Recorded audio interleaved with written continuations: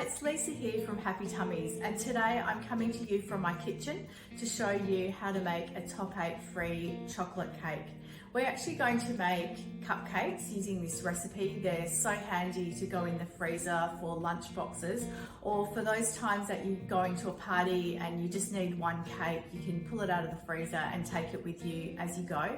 It also is great as a full cake, so when you're making a special cake for a birthday party, you can just use the same recipe and it will work just as well. If you watch along to the end, I'm going to give you a little tip that'll save you a bit of time as well next time you go to make the cake. But for now, we're going to start making the cake. We're going to use a blend of desiccated coconut today. We're going to use sorghum flour, and we're also going to use potato starch. Don't be frightened to swap those flours out if they don't suit you. If your child can't have coconut, they can't have sorghum, just switch them out to something that suits your family.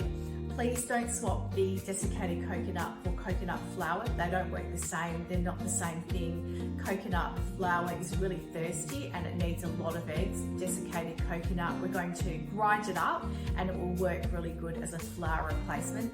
I tend to use coconut quite a bit because my son can't have rice. So it's just another alternative. Sometimes when you don't have lots of ingredients, you get a bit creative. And I find that this works quite well. The cake is nice and moist. Sometimes I'll switch out the coconut and I'll put in ground almonds. Now my son can have almond. Or you can also switch out the sorghum for something like oats if your child can have oats, if you're trying to get different things into their diet. So don't be nervous to switch things around. I would recommend though for the starch that if you need to take out the potato starch, you need to replace that with another starch to get the same kind of result. I find potato starch is really good in a cake. It keeps it nice and light, but if you can't use that, I'd switch it out for something like arrowroot or tapioca. It wouldn't be a problem. So let me show you how to make this cake. It's going to be gluten-free, wheat-free, dairy-free, egg-free, soy-free, nut-free, and of course fish-free, because no one wants fish in a chocolate cake. So let me show you the ingredients we're going to add, and at the end I'll also give you the recipe so you don't need to write it down as we go along. When you're measuring out your ingredients, I recommend that you use some digital scales. I find that gluten-free cakes aren't as forgiving as regular cakes, so I just find that way I get a really good result every time. So these are the ingredients we're going to be using today. We've got a potato starch down here at the front. This is sorghum flour. We've got desiccated coconut in here. And so these three flours, the coconut, the potato starch and sorghum, are what we're going to use to replace the flour in this cake. I've also got some cocoa, and I'm going to use Rapadura sugar. You can use any sugar, whatever you like. My children are a bit fussy and my son is particularly fussy, so I'm just trying to sneak in every bit of nutrients I can wherever possible. So I'm using Rapadura, but if you don't have Rapadura, just use whatever you've got in the pantry. This little bowl, I've got a mix of bicarb soda, baking powder and xanthan gum. The xanthan gum is used to hold the cake together and give us a good crumb. We're also going to use an egg replacer. I'm going to use today all-grain egg replacer. Just follow the instructions on the pack. It does say for 1 egg to add a teaspoon of egg replacer and 2 tablespoons of water, which is actually 30 mils. It's not the same as 2 Australian tablespoons, which is 40 mils. So we're going to replace 2 eggs in this recipe today. Of course, if you can have eggs, you can just put in 2 eggs instead of egg replacer. So I'm going to measure out 2 teaspoons of egg replacer and 60 mils of water so that I can make it up. I recommend when you make up the egg replacer, don't add the egg replacer into the cake mix and then just add the water in. It's really important you add the 2 of those together in a little jug. And I like to whisk it up so it's a bit frothy. I find I get a slightly better result. So I'm just going to do that now so it's all ready to go. Okay, so you can see here how the egg replacer, I've just whisked it together with a fork and it's a little bit frothy. So when we add that into the cake mix, I just feel like it gives it a bit of a hand. I'm going to add all of the ingredients into a food processor now and grind them all up together so that the desiccated coconut becomes like a flour and all the sugar is broken up. So I'm just going to grind all of the dry ingredients together in a Thermomix for 10 seconds on speed 9, just so that that desiccated coconut is nice and fine like a flour and all of the sugar is broken up. You can do it in any food processor, it doesn't matter. And if you aren't using desiccated coconut, you could just mix it together in a bowl, whatever's quick and easy and works for you. Okay, so you can see how lovely and fine this looks now. It's nicely blended up together. Now we're going to add the wet ingredients. We've got our egg replacer that we've already got ready to go. We've got a cup of water. If you've got a safe milk for your children, like rice milk or oat milk, that's fine to use that. We've got 45 grams of melted coconut oil, and I've got 2 teaspoons of vanilla extract. So we're just going to add all of those into our dry mix, and then we're just going to mix it all together. And we've nearly got a lovely cake.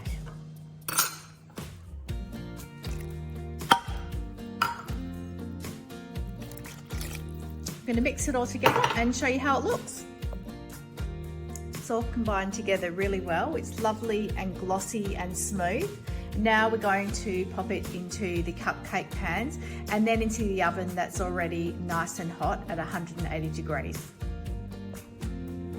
I find the easiest way to put the cake mix into cupcake pans evenly and get a really good result is to use an old-fashioned ice cream scoop like this one. This one I just got recently from a kitchen shop and it is a tiny bit big compared to the older one I had, which was amazing. Just use whatever you've got and do the best you can, but a scoop really helps. And this one, because it's got the little scoopy part in it, it makes it really quick and easy. I'll show you how.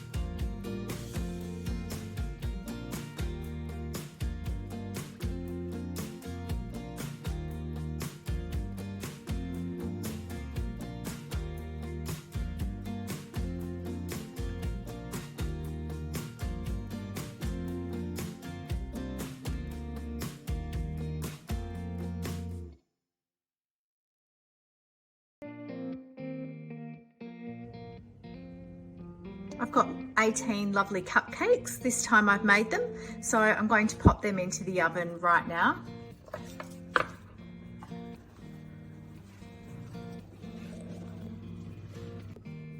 Once you get them out of the oven, let your cupcakes cool in the pan just for a few minutes to set a little bit, and then we'll take them out and let them finish cooling completely so that we can ice them. Now, if you want to make this as a whole cake to use it for a birthday cake or to take out somewhere for a party, when you put the cake in the tin, I recommend that you line it first, definitely, so you don't take any risk it's going to stick. I've lined it on the bottom and around the sides. This is a springform pan that's 21 centimeters on the inside. And then I always cover the outside in foil. The gluten-free cake can take quite a long time to cook, and you don't want the outside to burn before the inside is cooked. So I just wrap the foil up around the edges and put some foil over the top. I cook it for 40 minutes with the timer, and then I take the top foil off and let the top finish cooking for about another 15 minutes or so. You'll know when it's touched. You just need to give it a gentle push and you'll know if it's cooked. Don't open the oven lots and lots though, because it might sink without the egg. So I'd recommend you open it at about 40 minutes, really quickly take that foil off the top and then cook it for another 15 minutes and it should be pretty good. So I tested this cake with a skewer at 45 minutes and it was just a tiny bit wet. So I left it in there for another 5 minutes. I've just taken it out and I'm gonna let it sit in the pan for a few minutes just to set a little bit before I tip it out. I find cakes made with egg replacer can sink a bit, but this one's actually looking pretty good. When I make up icing to ice my cupcakes, I generally use about 1 cup of icing to a tablespoon of cacao and as much Nuttelex as I need to make it into a nice smooth consistency. I put it into one of these disposable icing bags. They're a compostable one, and just snip the top off, and then I evenly put it over the cupcakes. The reason I do this is that otherwise I find sometimes I get to the end and I'm short for 1 or 2 cupcakes. This way I can easily spread it out over the top of all the cupcakes and I don't have a problem at the end. So I just evenly space it out.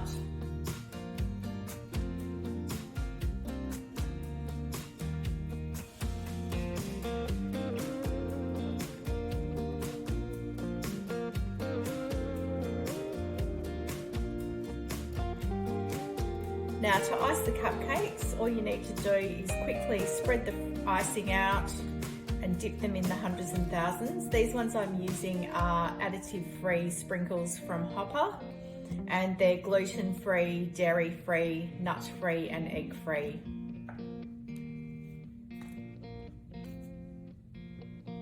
And that's all you need to do. I just leave them to sit and set for a few minutes before I put them in the container to freeze, ready for lunch boxes.